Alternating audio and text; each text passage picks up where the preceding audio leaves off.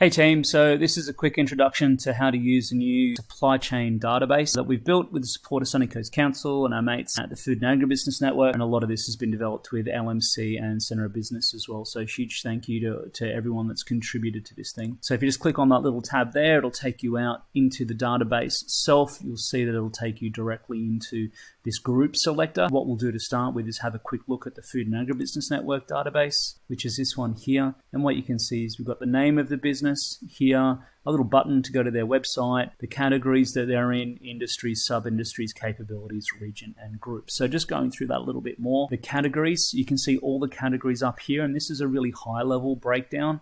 So whether they make something, which is manufacturing, they might grow something, which is primary production, and that could be a plant product or an animal product. They could provide a professional services. Maybe they do retail trade. They might be doing a trade services. So this would be like building or plumber or a sparky, wholesale trade, education, training, research, those kinds of things. Note that one business can have multiple categories. Similarly, can be part of multiple industries, sub-industries, and have multiple capabilities. Most businesses have plenty more than one capability. So what we can see here is that we've got a lot of manufacturers in the fan industry group. There's a lot of food and beverage manufacturers in particular, those kinds of things, but we can actually drill down on that by using these filters. So if I want to see that a little bit more specifically, I can say manufacturing and food and bev and click on update, and it'll then reduce the list for me. We can say that we want to show up to 100 lines. It'll give me all of them. If I want to look just in the Sunshine Coast region, for example, I can update it, and then it'll only show me the lines where the region is equal to Sunshine Coast. You'll see over here on the right that the group is always a fan for every single line item. Sometimes a particular company might be a part of fan and the MEFSC simultaneously. So this is a great way to start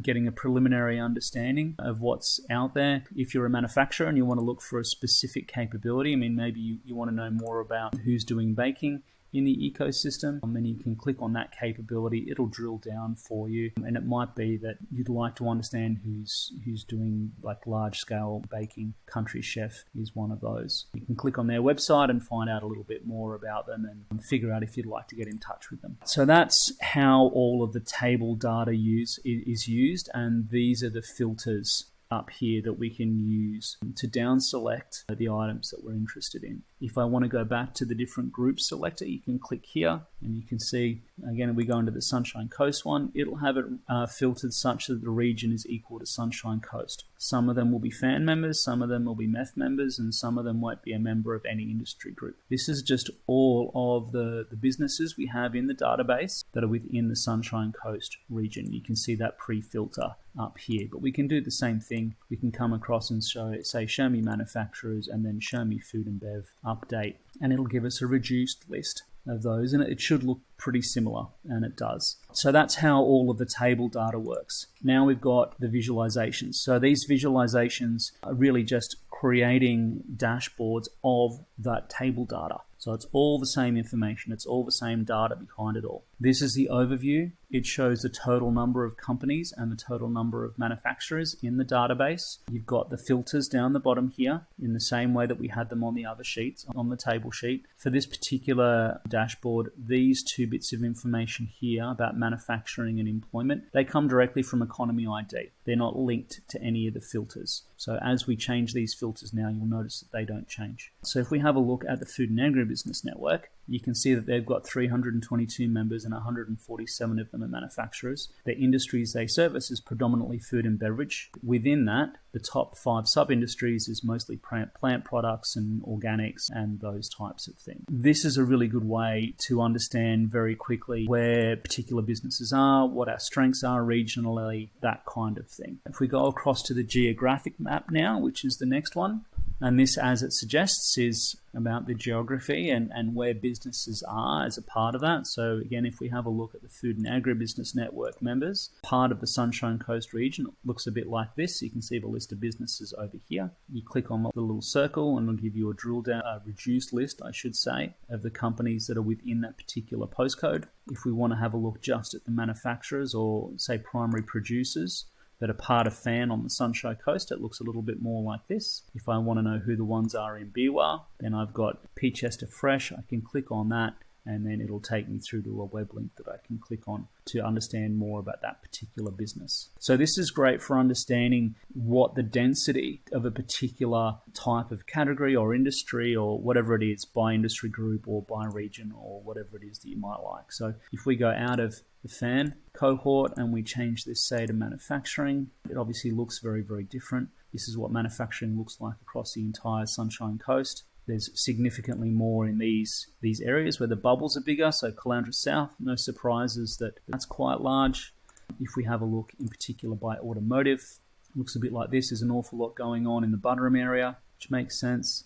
If we drill down into that a little bit further and we have a look at who is doing vehicle fit outs, we can see that we've got Bella Manufacturing in there, Retro Rods. And if we want to understand more about Bella Manufacturing, we can click on them and then we can go through to their website if we want to. So very handy still for finding manufacturers that are doing something, whether it's vehicle fit outs or otherwise. Tree map. So this is another really good one to understand the breadth of an ecosystem, but also to drill down quickly and easily to understand what manufacturers are available or other businesses to do what you need to do. Let's say that I'm a manufacturer and I need some help with marketing, and I manufacture beverages. So I might go, okay, well, who's part of the Food and Agribusiness Network? Because I want to deal with someone that I know and that I trust. So I can just filter by Food and Ag, and then I can click on that little button there and drill down into media and marketing. And then these are the organizations that do marketing and are a part of the Food and Agribusiness Network. It might be that you want a little bit more detail than that. Marketing and digital media.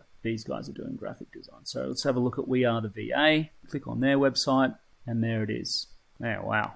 And these guys do some amazing work. So that's one way that you can use the tree map. The decomp tree, similarly, if I'm developing a new product and I really want to know who is doing CNC machining, for example. So the thing I really want to understand is capability. At this point, I really only want to see manufacturers. The industries, they need to be servicing probably, this hypothetical product is probably in the mining industry, something like that. That brings it down a bit more. CNC machining. Now, the sub-industry, let's have a look at that. Yeah, it's a metal product. So there's the maker space over here. I really only want to see the ones that are in Sunny Coast, to be honest. And that's one way to do it. The other way to do it would be to click on here and say by region, Sunshine Coast.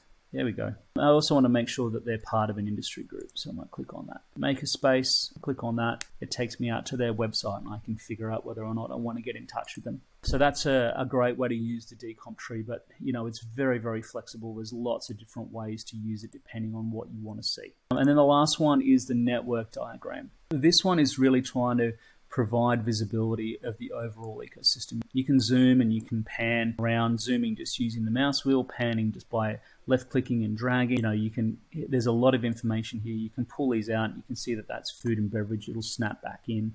It becomes a lot more useful when you start drilling down into, say, the various different industry groups. So in this case, this is FAN, and you can see that there's a lot of agriculture, hospitality and tourism, and then food and beverage within FAN. Similarly, if we have a look at the MEF, it's going to look pretty different.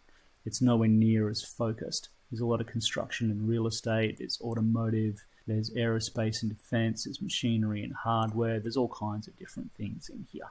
Similarly, if we want to have a look at what the Sunshine Coast looks like as a region, it looks more like this, whereas Noosa as a region looks a bit more like that. So it helps us understand what our strengths and weaknesses are at a regional level, at an industry group level, and find gaps in our supply chain, which is really what this is all about. In summary, I hope that this has been a helpful introduction to this tool. The purpose of it is really to decentralize this information away from a few key individuals so that everyone has access to the best connections that they can possibly have. And ideally, we can keep it local. We'd also like to see more businesses using this so that they pick up some local businesses as suppliers. If you're manufacturing a beverage or if you're providing a service and you're on this database, we hope that this is a way that you guys generate additional demand for your products and services. And generally speaking, we can continue to grow the fantastic ecosystem and economy that we have here